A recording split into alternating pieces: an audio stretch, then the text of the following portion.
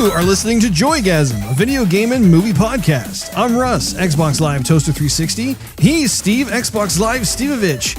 And we say a fond farewell to our favorite Wookiee in episode 120 today, May 2nd, 2019. We have a insightful show planned for you today. Movie news includes Sonic the Hedgehog movie trailer, Guardians of the Galaxy 3 news, and Avengers. And our topic of the day is remembering Peter Mayhew, which you can fast forward to if you look at the timestamps located in this episode's detailed section of iTunes, Google Play, Spotify, YouTube, etc. Otherwise, just keep on listening. Steve. Yes, Russ. It is always a pleasure to see your little mug. Don't lie to me, Russ.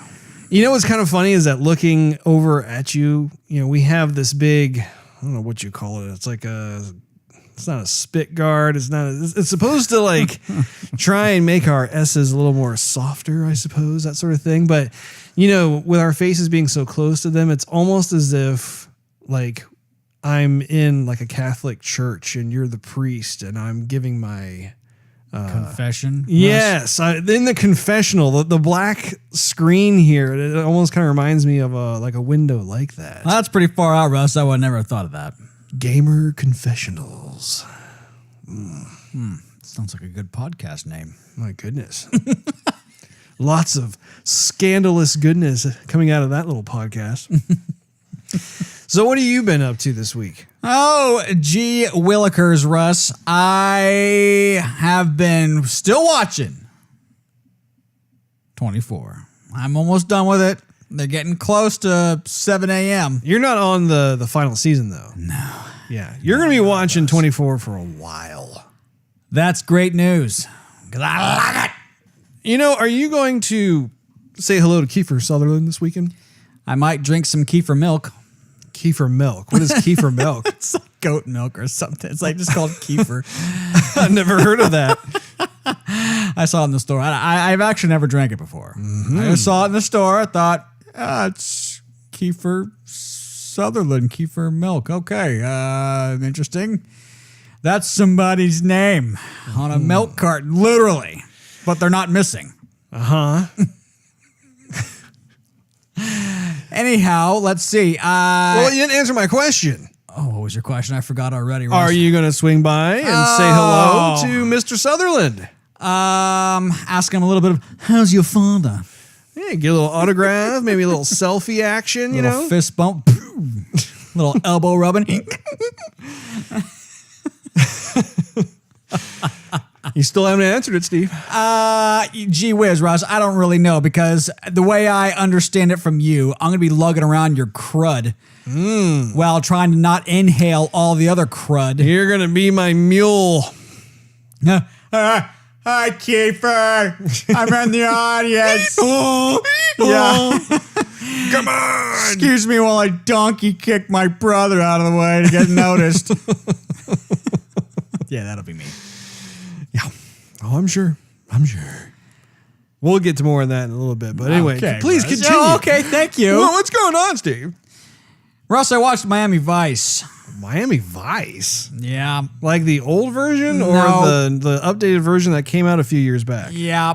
Why did you watch that? Because Netflix streaming got it, and Netflix streaming rarely gets anything good. Who was it? Was it Jamie Foxx and... Colin Farrell. Yeah. Yeah. I remember the trailer for that. Yeah. How was it? It's not terrible. Okay. It's not terrible. It's not great. But as far as, something you can stream for free on Netflix, yeah, go ahead, do it, watch it. It does seem like it's a Netflix appropriate movie. Yeah. Like I could see that. I would think probably I would not be as happy if I were to spend $10 at the theater. $12, yeah, to go see it. But Netflix, I could see that. If you spent $15 on IMAX, bad choice. If you watch it for free on Netflix, good choice. Yeah. Might leave you with a little indigestion. Maybe a little bit of heartburn. A little buyer's remorse. I'm not sure. I'm not going to say yes or no. Probably not going to go out and buy it. But I was it fun? Entertained. Okay. I was entertained. That's good. Yeah, Miami Vice as a TV show was very popular back in its heyday. Mm-hmm. And it did look as though like there was some buddy fun to be had. Yeah, I kind of wish it was a bit longer. Maybe they might make a second one. Doubtful. Very doubtful. Mm-hmm. They're probably not going to. Uh-huh. But I figured, I don't know. I kind of wanted to be a little longer. But anyway, it was fun. Yeah. Oh, good. Yeah. Good. Yeah. Good. Yeah. Good. Yeah. Good. Yeah. So then I went to the store because I had to buy another. You went to the store? It happens. The dollar store? Yes. You know what? That'd be cool. If you could go to the dollar store and be like, yeah, I need an Xbox gift card. You guys sell gift cards for $1? Yeah, we do. Awesome. That wouldn't be the case, though, Russ. They're not going to have that. But I did go to the store because my Xbox Live membership ran out. And I just don't like putting my credit card on Xbox. You know what I'm saying? I don't want to do that, you know? You've never done that? Or have you done it? I've done that like in the past, but my credit cards, ended since then, so I haven't put the new credit card on there. You don't have any credit cards? No, I put my credit card on Xbox way back when. Yeah. And then that credit card expired, and I never put any new credit card back on the Xbox. Oh, I see. Right. The way you said it, it made me think that you no longer had any kind of credit cards, which I'm like, wow. Actually, I don't. I have a debit card with the Visa logo, but the Visa it's not like a separate Visa. Yeah, that's a debit card. That's a debit card, but you can use it as credit, just so you know. Right. But it comes right out of your account. Anyway. But you don't have a dedicated credit card. I do not. So actually, yeah. Ah, there you go. Yeah. So actually, that is correct. So, yeah, you heard me right, and you heard me wrong. I misheard you the right way. Yes, so Wait, no, what? but yes. I'm so confused. Anyhow. But gleefully so. So I thought I had bought a new year's worth of Oreos? not sponsored by Oreos. No. I haven't eaten Oreo in a while. Not sponsored by Visa either. That's surprising that you haven't had an Oreo in a while. I haven't had Oreo in a while. You have historically been known as the Oreo boy. Yeah, but my metabolism was slowing down. Russ, I had to make some life changes. How many cookies did you shove into that cup? I don't know, about 14. I don't know. I kind of lost count just as long as the cup was full. Anyhow. Do you care to describe to our audience what you used to do, Steve? So I took a tall glass, shoved it full of Oreos. I mean, almost to the brim. And then I poured milk in it, let it sit for about a minute till the Oreos got all soggy. Mm-hmm. Then I took a big spoon, crushed all the soggy Oreos so they all fell down at the bottom. So I had this big Oreo soggy, milky slush all the way at the bottom. Then I drank the Oreo milk, and then I ate the Oreo slop on the bottom. And it was actually pretty tasty. It probably sounds kind of gross, but it was really tasty. It was kind of like your little place of zen. It was. Can't do that anymore, Russ. And it's different than melted Oreo cookies and cream ice cream kind of thing. Yuck. No, it's melted, Russ? Are you kidding me? Well, I'm trying to think of something that is close to like what it is that you concocted. I mean, I guess that would be the closest thing, but it's not that close. Oh, I see. Let's see. Well, partially because the ice cream has a bunch more sugar in it, so it's way more sweet. The milk, the regular milk that you pour in, the Oreos cut the sweetness a bit. So it's almost as if you helped the digestive process. Right. Before it even entered your stomach. Yes. It's kind of like what it would look like if you were to eat 14 cookies and then swig a whole thing of milk. Probably. Yes. Yes. So back to the story. I went to the store and I bought a Xbox Live card. And I thought it was a year's worth. I brought it home. I entered the code, and it says, "Congratulations!" Oh no! Wait a minute. I pause. I go on Xbox Live, and after I had already spent $100 on the year, it said, "Hey, we got $100." Yes. I thought it was $60. I was getting. Okay. Apparently, I have not heard this story, and I am getting ahead of you. You're right. Go ahead. You haven't heard this story. That's why I'm telling it to you. Well, I'm just saying. Just as someone who has not heard the story, I was compelled to make sure that I heard you correctly because I am not used to spending $100 a year for the Xbox Live. Continue, Steve. Compelling to cut me off. So I go on Xbox Live and it says, hey, get a year's worth of Xbox Live for $59.99. I was like, what? I just spent $100 at the store. Well, so I'm like begrudgingly, well, I already spent it and I already got scratched off the code, so I can't return it. So I thought, well, I'll just throw it in there, whatever. So I put it in and it says, here's $100 credit for your Xbox. And I went, what? So I had misread the thing. I said it was actually a Xbox Live gift card for $100 that I put in my Xbox. Oh, gotcha. So now I have $100 credit in my Xbox. And then I went, oh, so I could just use this to put for my Xbox Live account? And they went, yep. And I went, great. So now you have $40 left over? Yeah. Oh, that's cool. I mean, you can either save it for next year or buy a game. Most likely I'll just save it, Russ. Well, there you go. So I thought that was kind of fun. Indeed. What else is going on with you, Steve? Well, let me see here, Russ. I'm continuing watching Narcos Mexico. Mexico. So that's actually pretty good. It's taking a little bit of time to pick up a bit, but it's not bad. I kept watching The Punisher just because it's on my list, and I don't know.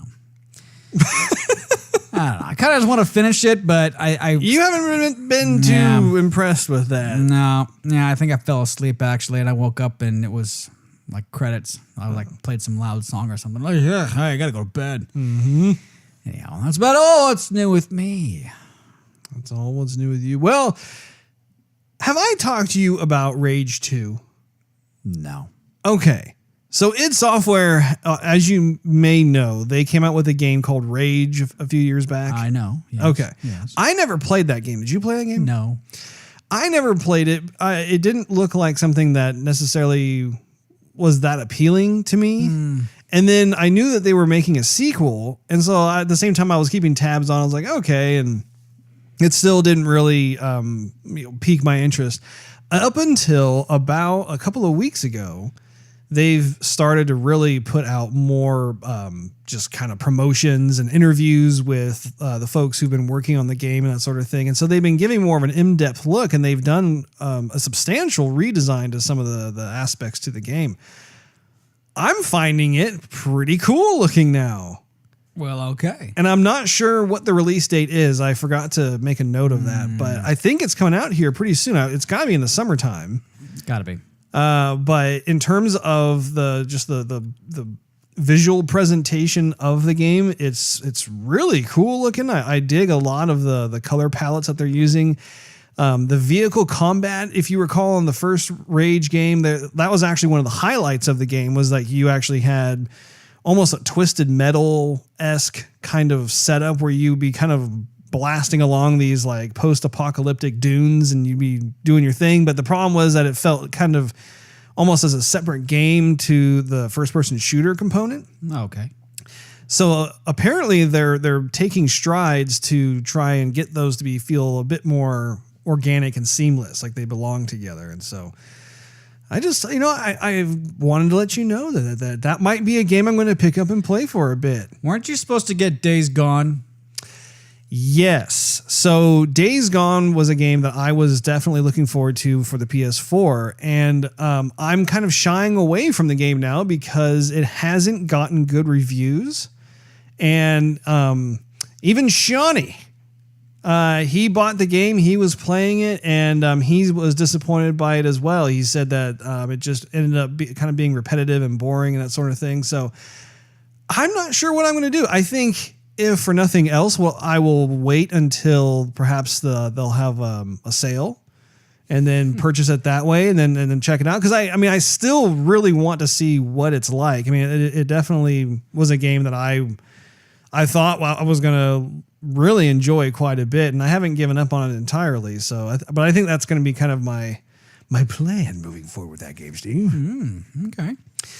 We played Anthem on Wednesday this week as part of our Twitch dealio. We were going to try and play Sea of Thieves because they have some sort of huge anniversary update that they launched, But for some reason, I couldn't get into the game. It was the most peculiar thing. But every time I would load in, we'd get like kind of the splash screen, and then my screen would just go dark. And then there'd be kind of this weird flickering thing that was going on. I tried power cycling the Xbox, and I attempted to get in there about 4 times. It just never happened. But you were able to get in. No problem. Did you have to wait for any kind of update, or did it already update like overnight? Yep, already updated. Yeah, you were good to go. We're going to have to try that again because I've been hearing some good stuff about it. Well, what have you heard, Russ? I've heard that they have started to put in some more adventure aspects to it. There are elements of like almost like Indiana Jones-esque puzzles that you're trying to solve in order to get treasures, and then you're running into more characters that have spoken dialogue. I don't remember all of the different things about it, but from what I was reading, they were saying that it really does make Sea of Thieves more of a complete experience. Certain things that a lot of people have been like talking about, like, I wish they had this, or why don't they have that? And now apparently they have quite a bit of that in there, and it starts to feel like a game that people will probably be returning to and enjoying here for the foreseeable horizon. A year later, and half the cost, you get a full game. Exactly, yeah. So, but I'm curious. I saw some footage of it too. You can check it out online. They've got some. Can you? You can. Amazingly so. Man. There's this thing called the internet. Interwebs. It's amazing. So I also went and saw In-Game for a second time. I saw. You did. Mm-hmm. But you were not there. No, it wasn't. I'm ahead of you now, Steve. Seen it twice. My thing is I would for the third time, I want to see it on IMAX. And we've been good to watch it on the screen that's actually pretty big already, but definitely want that IMAX experience, especially finding out that everything was shot on IMAX. Right. Just have to get your home version of IMAX. How would you like to join me on that, Steve? Well, I guess it's depending on the day, Russ. Well, I'm here to make it happen, Steve. Whatever you want to do. Do you have an interest in seeing it with me again? I do. I think I have an interest in helping you work on El Studio also. Mm-hmm. Indeed. Yeah, we're going to have to keep going on this. We won't be able to do it really this weekend just because the Dallas Comic-Con is fast approaching, and we are going to be attending on Saturday. Just as long as it doesn't interrupt my gym time, Russ. You and your gym time. You are so high maintenance. But yeah, the plan is, so just so everyone is aware, this year they have quite a few really cool celebrities who are going to be there. I think that's one of the byproducts of just as these comic book movies continue to gain in popularity and the masses just really are digging it more and more. You really, I think, are witnessing what has originated at San Diego Comic-Con just expand globally to the point where you're having all these other Comic-Cons really become just a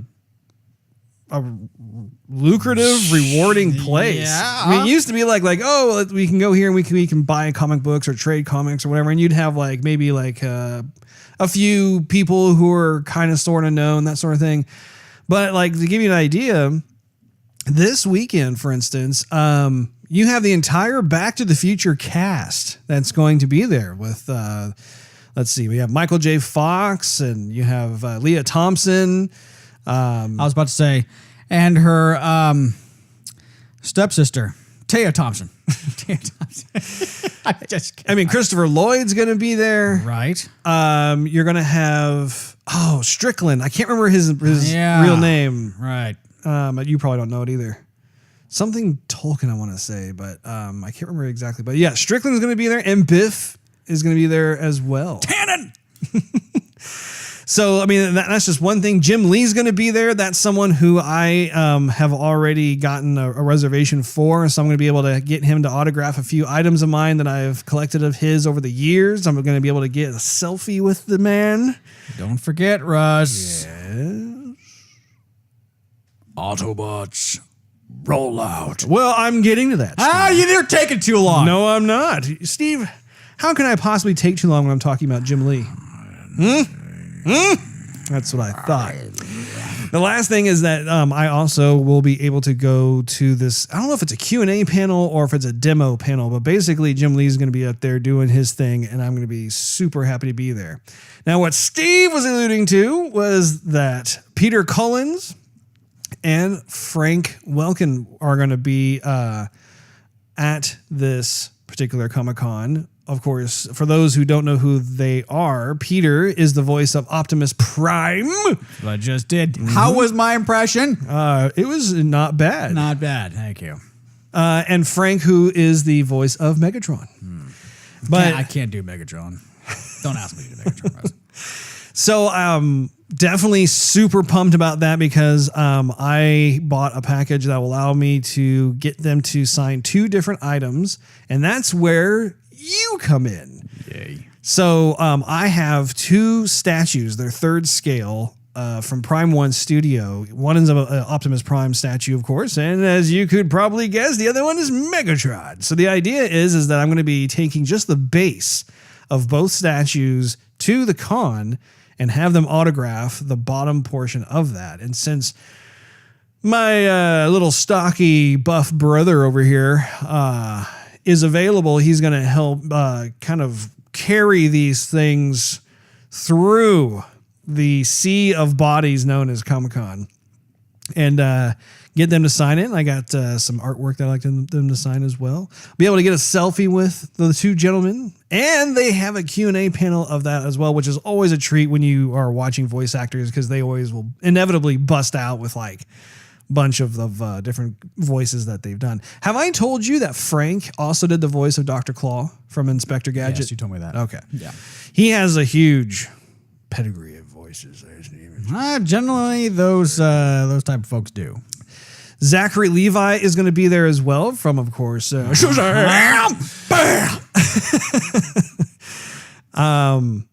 also very excited about Tara Strong, who's going to be there. Tara Strong is the voice of Harley Quinn.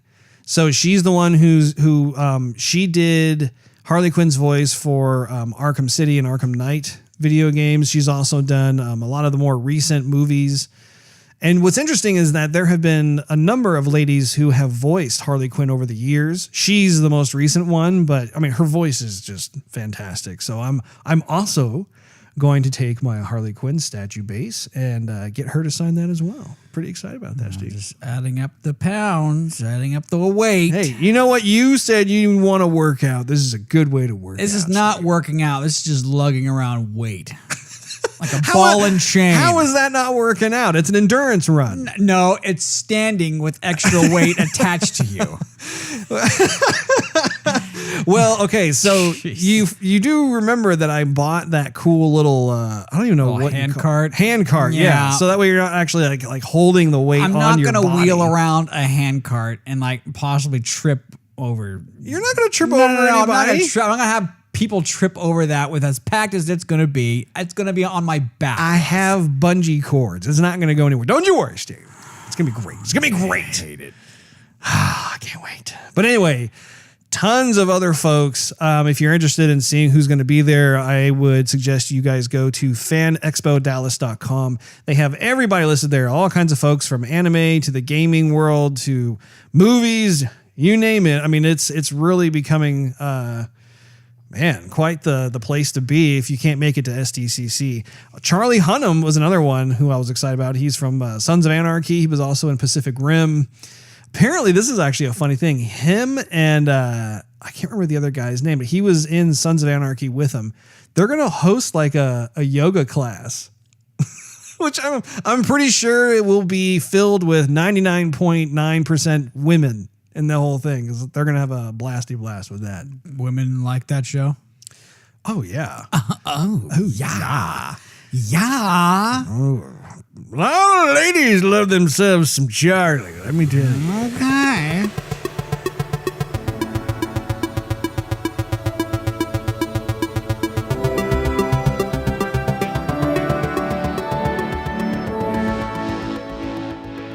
So let's segue into some movie news.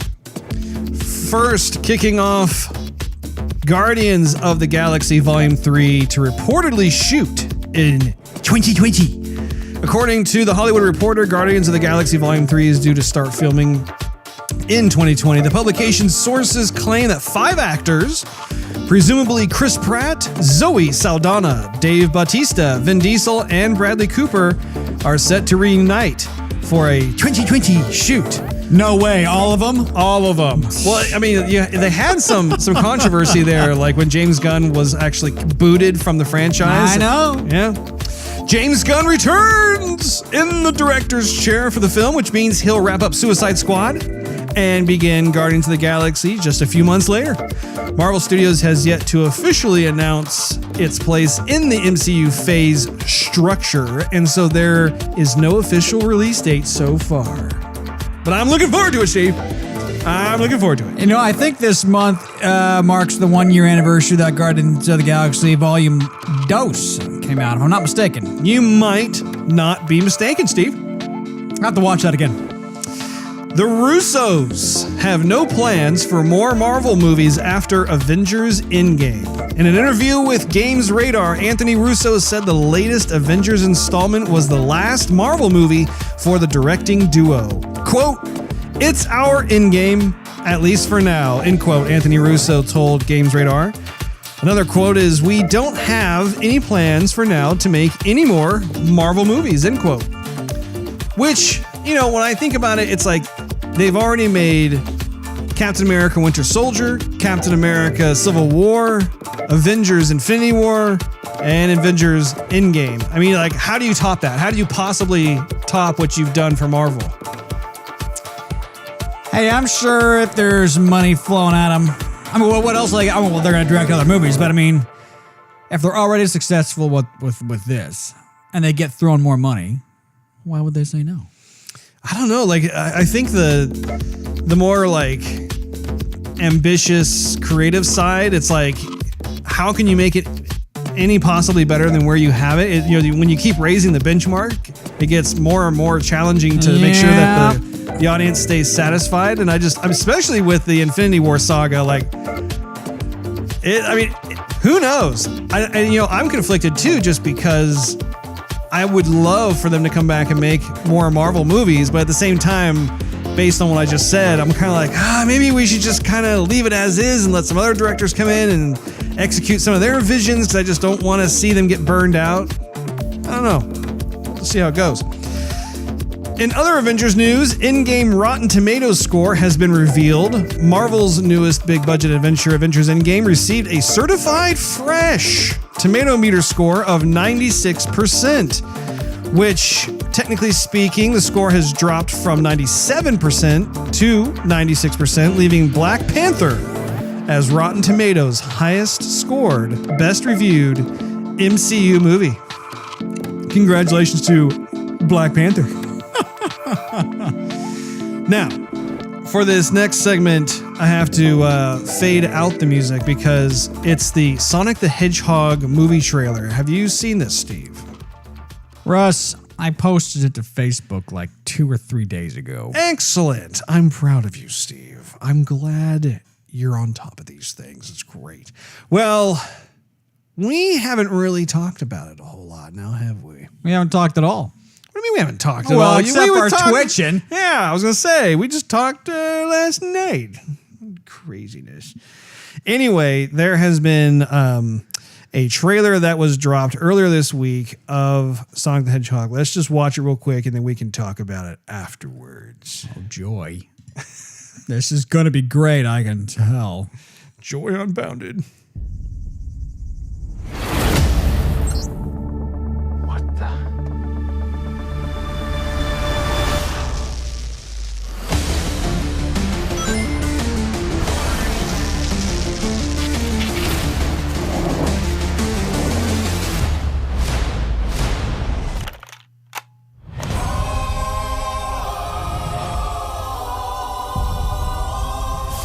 Gotta go fast.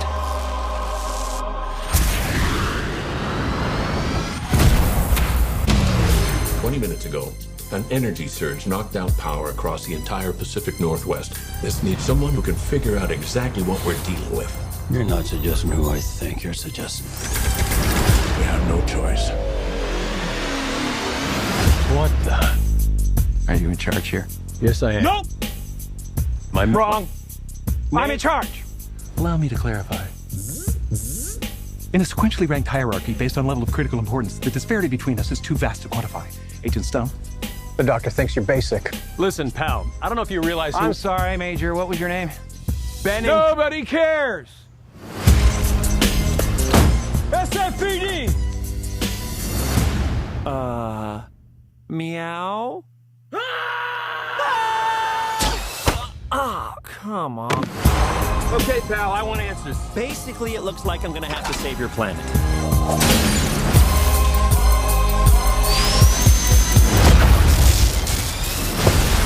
Oh, is that all you got? No, but thank you for asking. Whatever this creature is, our job is to secure it, neutralize it, see what makes it tick.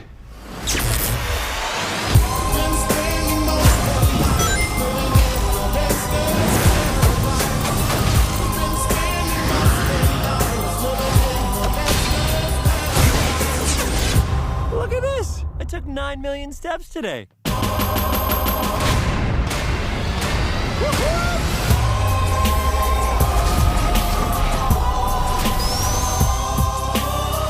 Stay in there and be quiet. How much longer? I can't breathe in here.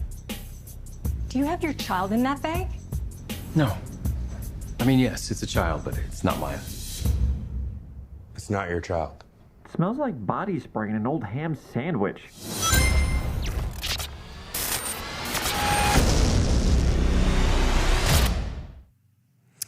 So, Sonic the Hedgehog official trailer. Man. Ace Ventura meets Sonic the Hedgehog.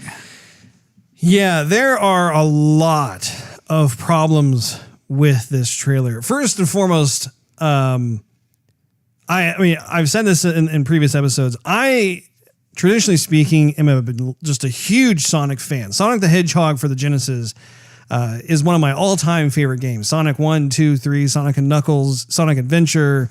There's actually quite a few Sonics that are out there, but it's just it makes my heart hurt, Steve, to see something that is not representative of what it was that I fell in love with initially. When I put that on Facebook, I almost thought this is for you, Russ. I was gonna call you out. And I thought, yeah, our Facebook is like one. You know, it's like the both of us. I won't call you out. Well, and see, the thing is, I actually had other friends call me out. Like, other friends were texting the trailer to me just because they know it's horrible and they know I'm a huge fan of the franchise. So, yeah. For me to critique this, first, oh man, I don't even know where to start. Okay, let's start with the music.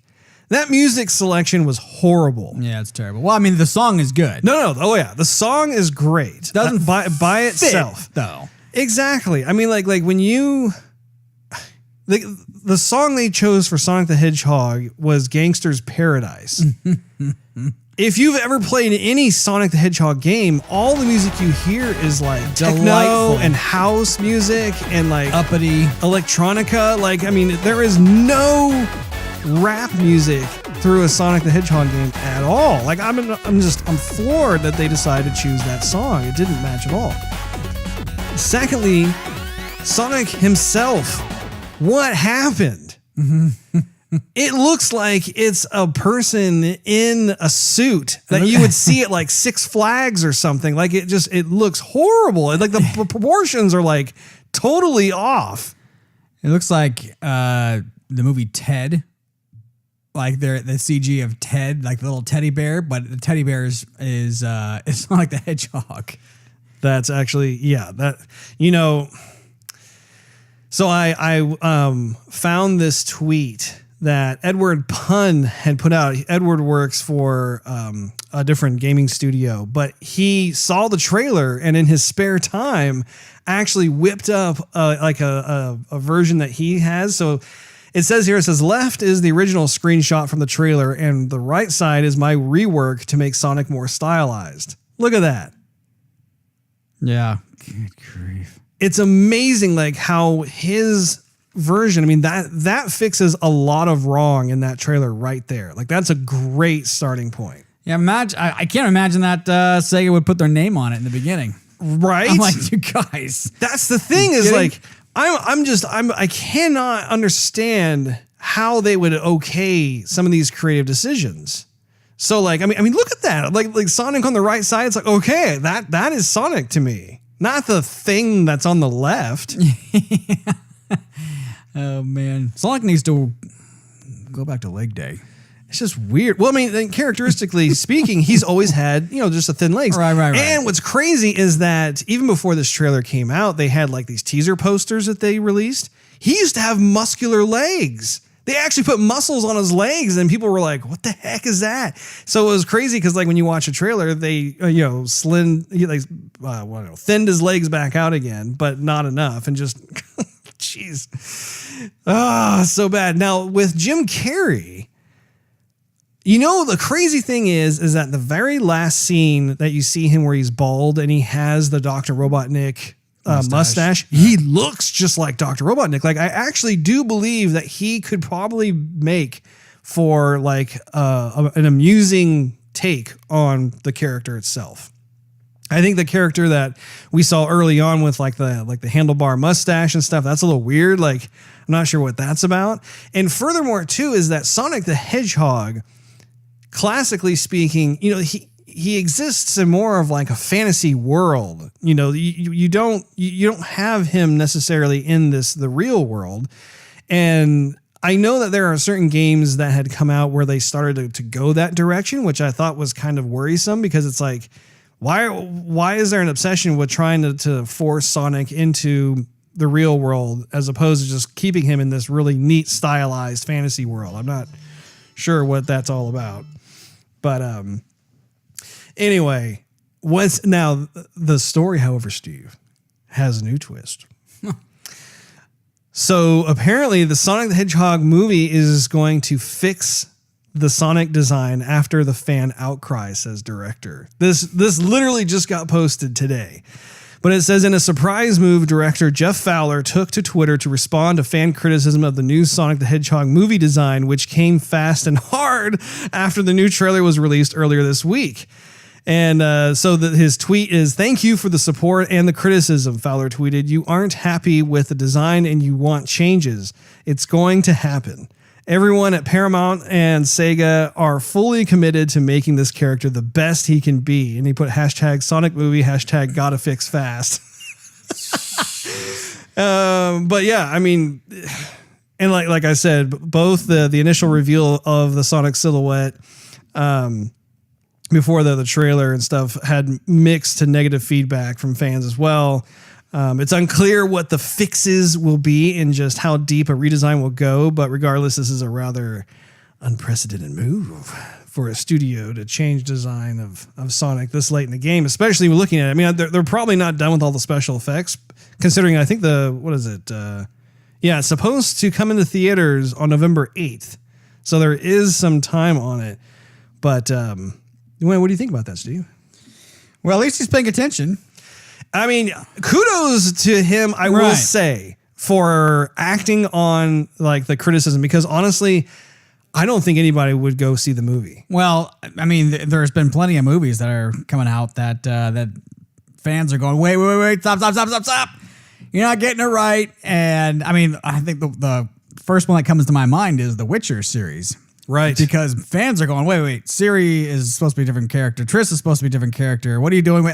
They're calling all these characters out, and the writers are just going for, like, okay, everyone's going to make it the way we're going to make it. Like, wait a second. We've been following the series of books. We've been playing the game repeatedly throughout. Like, don't mess this up. So at least he is doing something about it. Yeah. I mean, that's good on him. It's good on him. I hope that he has seen that one. I'm sure he has. He had to have, like the reworking from the Twitter page I was showing you.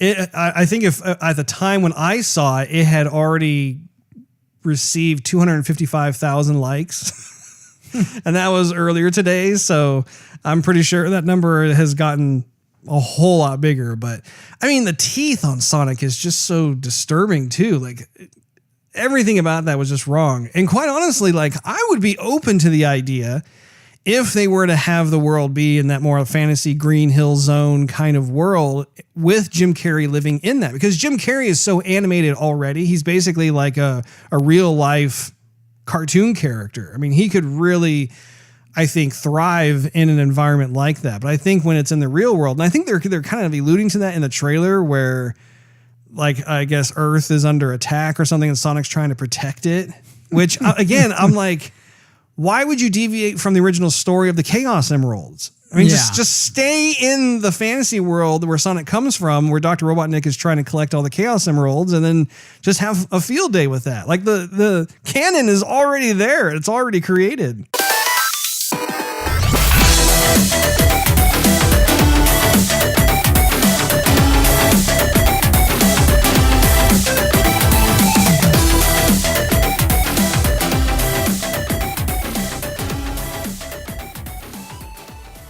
All right, it's time for the topic of the day.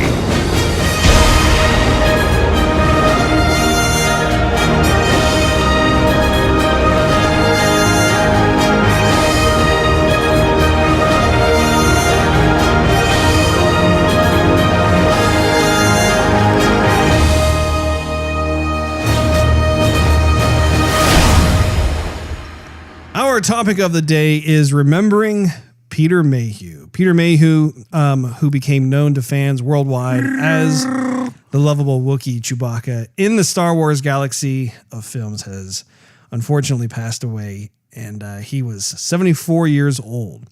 Before we continue this segment, out of respect for Peter and his family, as well as the lasting impact he will always be treasured for, we are going to have a moment of silence.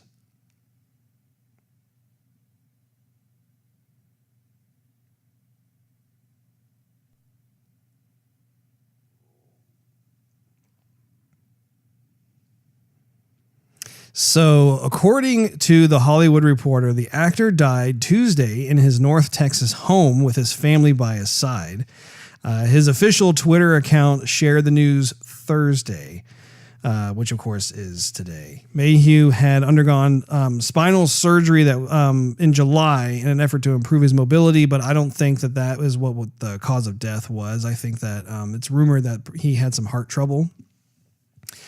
And you know what's interesting? Perhaps it's coincidence, but this morning I put on a Star Wars shirt, as you can see. I did not put this on before we started the show, and of course it was before finding out later this afternoon about Peter Mayhew passing away. And it's just kind of weird, like just how I have this shirt on and this sad news comes out. I don't know. It's.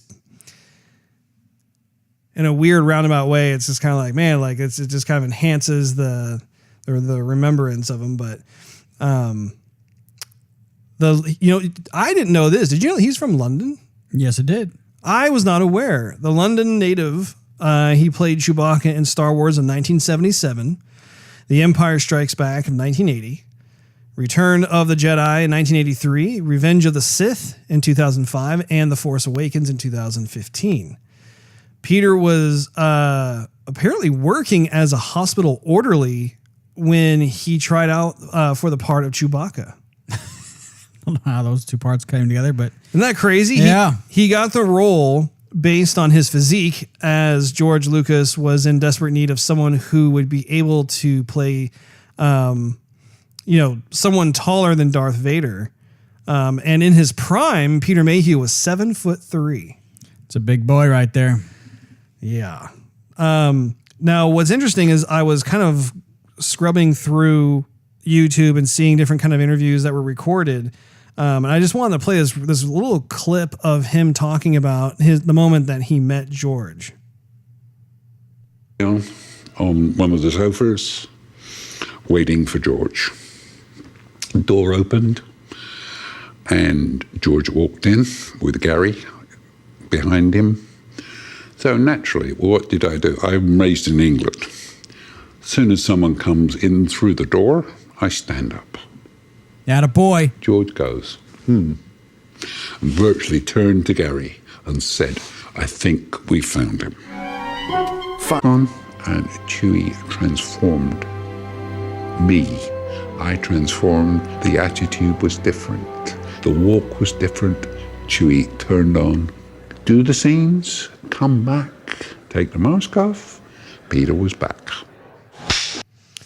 So anyway, just a great, just short little clip there, just describing his moment of meeting George, as well as just how when he got into the costume and the mask went on, how he was just all of a sudden Chewbacca, and how the mask would come back off, and then he was back to being Peter again. So some other interesting trivia about this is that George Lucas, of course, I mentioned earlier, he wanted a tall actor to play Chewbacca.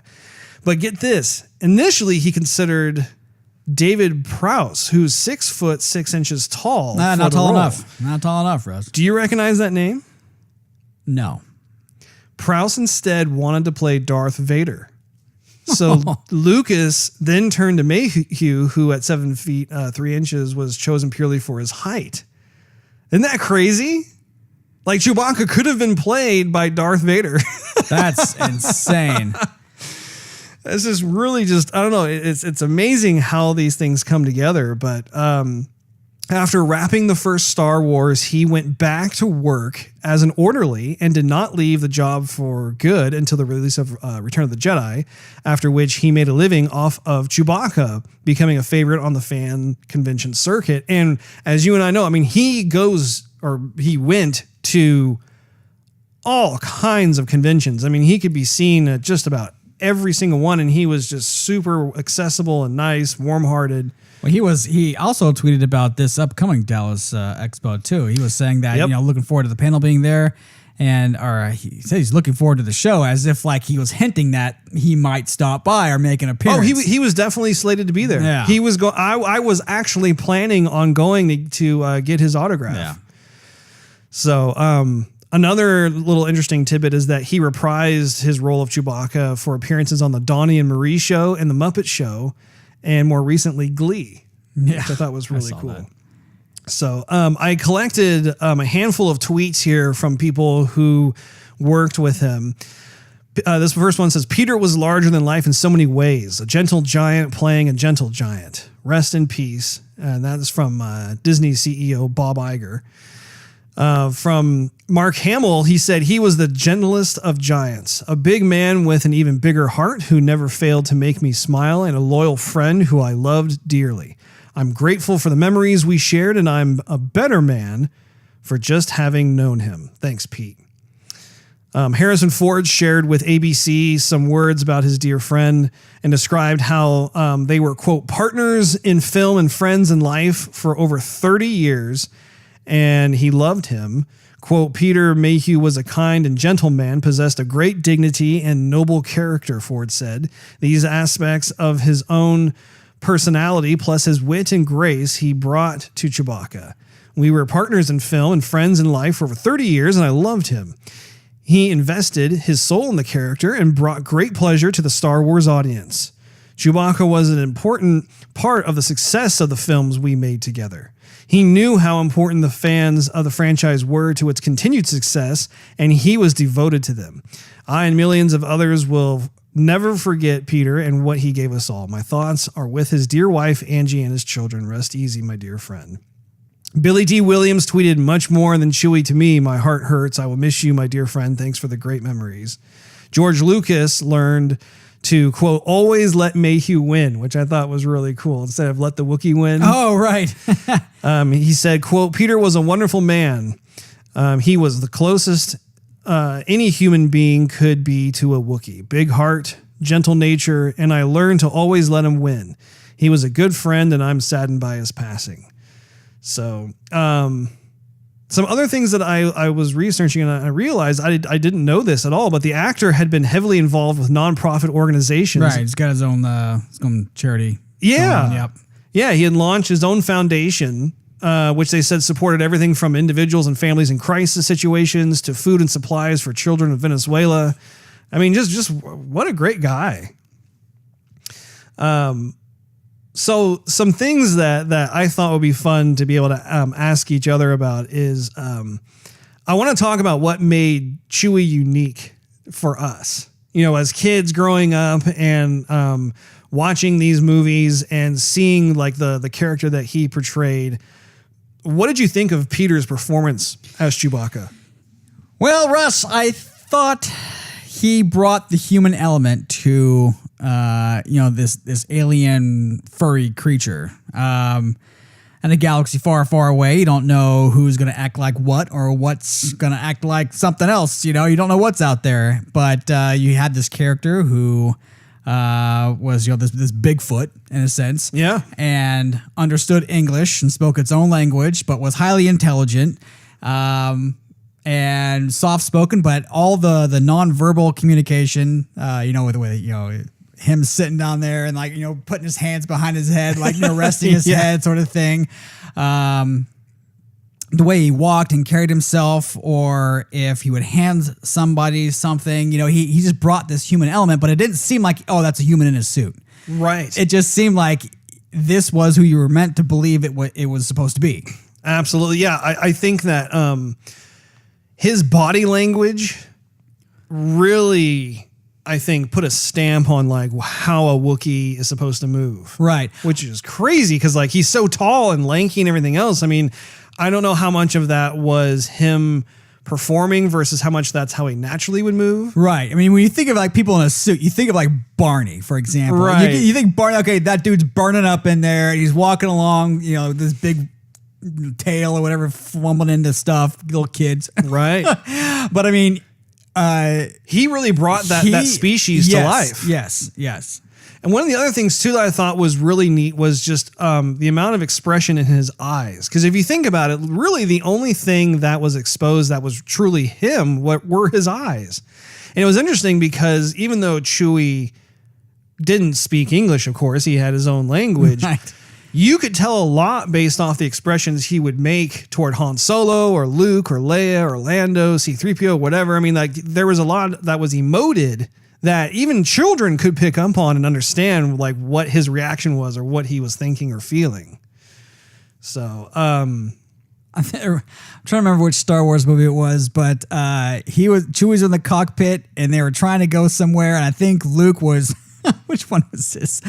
Was trying to tell him to do something and it wouldn't happen, and so Chewie goes and then he just goes nuts, but he's waving his arms around and he just gets up out of his chair to go fix something in the motor real quick. That's Empire Strikes Back. They told me he fixed it. Yeah. Yeah. That was actually that was with Lando. That was Lando. Yeah. Okay. I love stuff like that. That was great.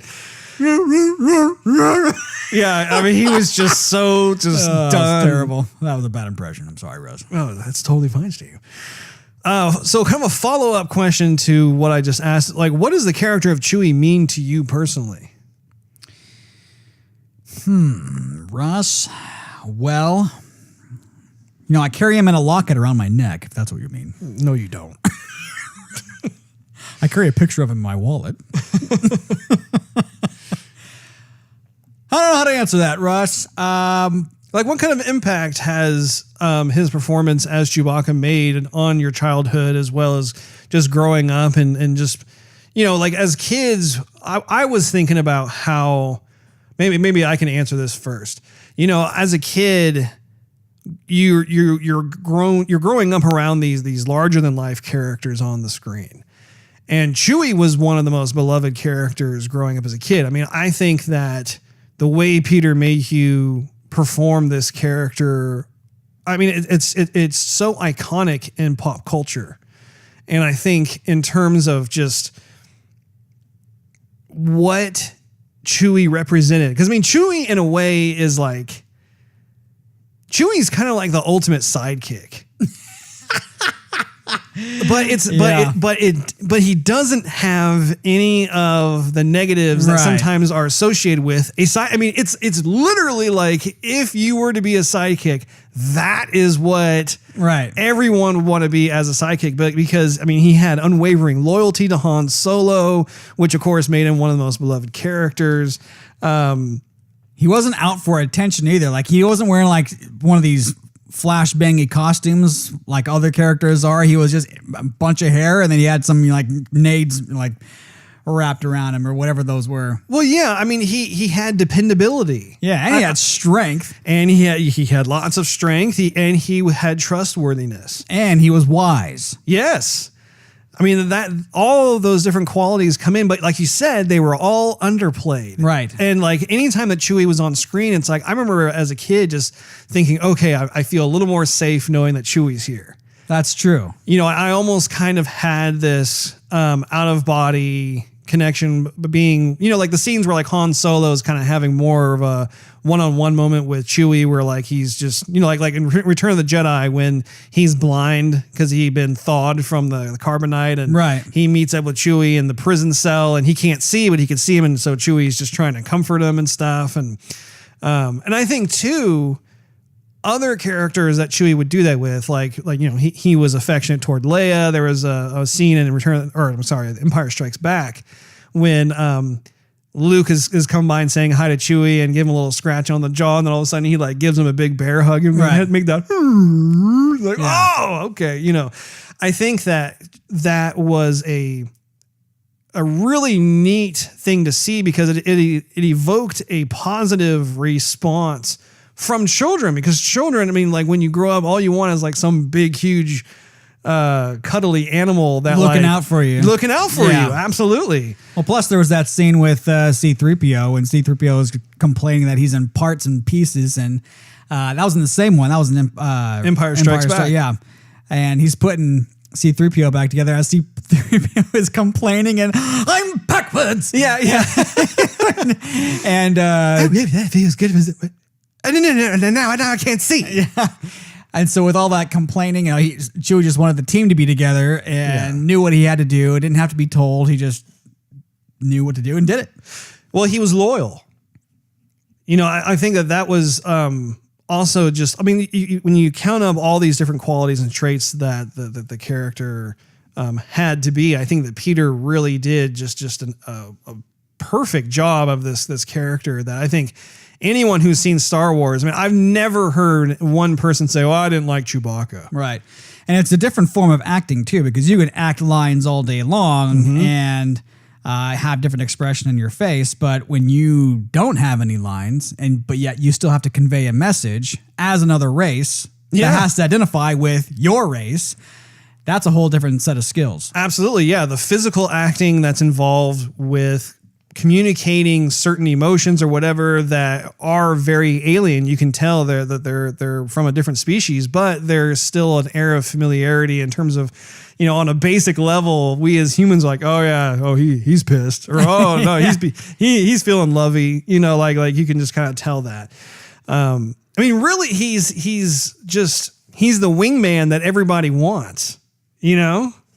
Like and of course it's shown right in front of us with the whole Han Solo Chewie thing with the Millennium Falcon. I mean, he is like just the cool wingman that you want to have. He's your goose to your Maverick, Russ? I would say so, Steve. What's also cool too is how interchangeable the character dynamics are. Like if you think about it, Chewie was a character that you could really put with anybody within Star Wars and it just works.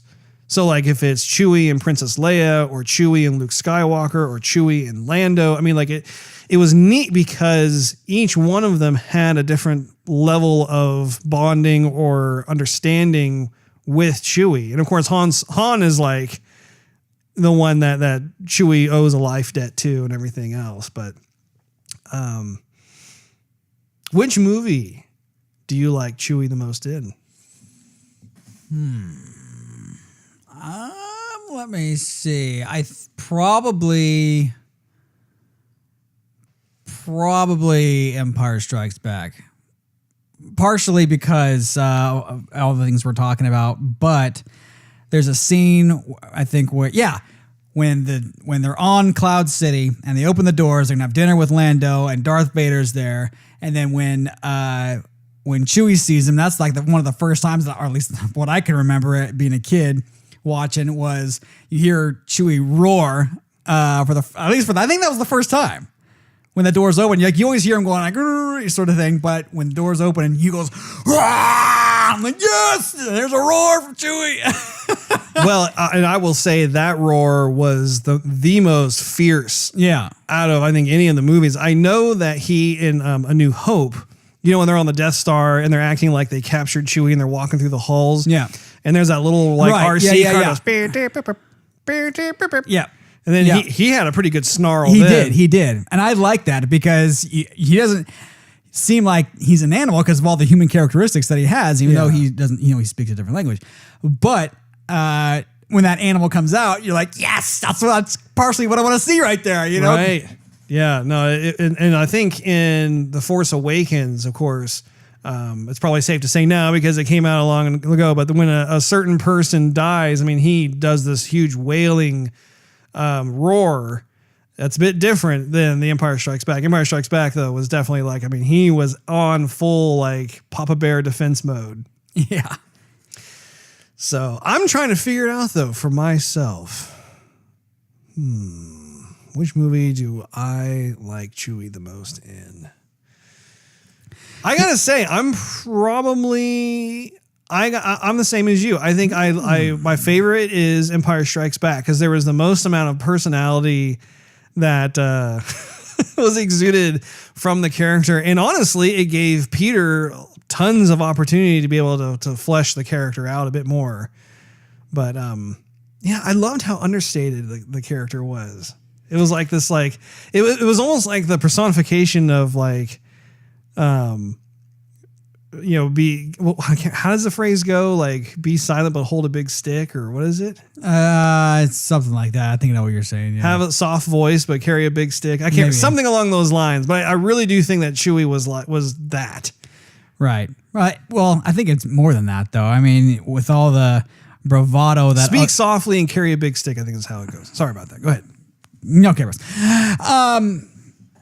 I think this goes to a lot to show that you don't need all this bravado, you don't need all this showmanship, you don't need all this glitz and glamour to actually have a good character or a memorable. There you go. Character. Brain. Work with me here. Yeah, I'm talking, so you got to feed me words. Anyhow, and humbleness goes a long way too. Yeah, and all this stuff personifies Chewbacca. And so he doesn't have to go way above the level to be remembered. Mm-hmm. He just has to be himself, and all these other good characteristics come to light. And that's why we remember him. And that's why we want to see him on screen. We do not want to see a Star Wars movie without Chewbacca. If Chewbacca is not in the Star Wars movie, then there's definitely something missing. Yeah. And specifically, Peter Mayhew as Chewbacca. Right. What's interesting is when I think of the prequels, I think it was like in episode 3, they would go to the Wookiee planet and you saw lots of different Wookiees that were there, and they were, of course, different people who were in the costumes, and you could tell body performance was off. They did not come across as Wookiees. They came across as people in costume. Right. So, I mean, it cannot be overstated enough that you have to, it is so paramount with a character like that to make sure that you pay attention to what has been established for the more of the physical performance. I don't even think was he in Solo? I don't think he was in Solo. I don't think so. Well, maybe. Let me think about this. I have it. I actually have it. Do you have it queued up there, Rick? I have it queued up. I'm looking at it. No, he was not. That's what I thought. Because I noticed something when I saw that. I'm like, something's a little bit off about you. We can't put my finger on it. Yeah, there's another actor, a younger actor, who is really tall and actually does, in my opinion, I think he does a good job of emoting just what Peter Mayhew had done for the previous films. And apparently Peter Mayhew had come on to one of the films. It may have been Last Jedi, as a consultant for this next generation Chewbacca player. And if you look at him online, I mean, he has nothing but respect for the role. Like, this guy, you can tell, is obsessed over trying to make sure he does Chewbacca right. And he just studies Peter Mayhew over and over and over again. And you can tell, like, I mean, with The Last Jedi, for instance, like, there are times where, like, I'm just, it definitely feels like Chewie. Like, I don't think it's 100%, and I don't honestly think it will ever be 100%. But I can say it's encouraging to see someone like this gentleman over the different folks, like the extras and stuff that we saw in the prequels. And also going off of what you were talking about, I think there's like a unique quality about the cast George Lucas put together for Star Wars, in that they're all carefree, happy-go-lucky, good-natured. If you notice, there are these traits that are common throughout this group of people that he handpicked for these different roles. And I think that played really nicely in terms of like their on-screen chemistry as well as their off-screen. I mean, like, there are all kinds of fun behind-the-scenes pictures where you can tell they really do enjoy each other's company. They become lifelong friends. I mean, there's a lot to be said for that. But furthermore, like what you were talking about, I think that Peter Mayhew actually embodied a lot of these same types of qualities in his personal life that he just got to enhance and embellish more for the role itself. Wouldn't you agree? I would. I was trying to remember something. He wrote a couple books. No, I didn't know that. Yeah, he wrote a couple books. I was looking up earlier. I'm going to have to put these on my Kindle. He wrote My Favorite Giant, and he wrote Growing Up Giant. Are these kids' stories, or? Doesn't look like they're kids' stories to me, but they are relatively recent. One was out in 2010. One was out in 2011. Okay. So might have to pick both of those up and pay my respects. I was also looking and I saw that a private memorial will take place on June 29th, and there will be a gathering for fans at EmpireCon LA in December.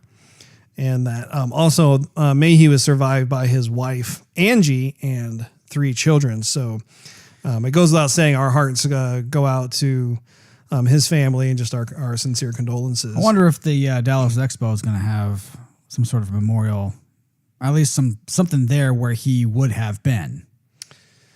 That's a good question. I know on social media they have posted their condolences on there. I don't know if they're going to have anything I don't know. I have no idea. It'll be interesting to see. But one thing is definitely for sure. I mean, like, he is so admired and loved and respected. I just, it's just crazy to see how you have these different folks who are part of the Star Wars family, such as Kenny Baker, who played R2-D2, Carrie Fisher, of course, who's passed away, and now Peter Mayhew. And it's just, it's a part of life. And I think what's crazy in terms of like when you and I were kids is we were raised around these larger than life characters and have made it such a part of our daily lives. It's like to a child, it's like you don't think of actors aging. You think that they're just immortal. They'll just stay young and healthy and youthful and just like how you remember them. And it is one of the sad things about life, but also it's also one of the sweet things about life too, is just as people age and they gain more life experiences, you learn to just really take the time to be able to tell people how much you appreciate their work or how much you care about them, that sort of thing. Don't let that go by the wayside. You definitely want to take every opportunity possible. Don't squander your opportunities because you never know what the future holds. When you're not going to have that opportunity anymore. Exactly. Well, that wraps up this episode of Joygasm. Make sure you tune in next week. Thanks for hanging out with us. If you enjoyed this episode, we invite you to check out patreon.com/Joygasm and consider becoming a monthly contributor. You'll get exclusive perks and early access to the show. Not to mention, it really helps us continue doing what we love to do. Also, you can follow us on social media and YouTube. Just do a search for Joygasm TV. In addition to iTunes and Android, you can listen to our podcast on TuneIn Radio, Stitcher, Spotify, and SoundCloud.com/Joygasm TV. Last but not least, search Joygasm TV on Twitch to see us stream our gaming adventures live every Wednesday night at 9:30 p.m. Central Time. We'll see you next week.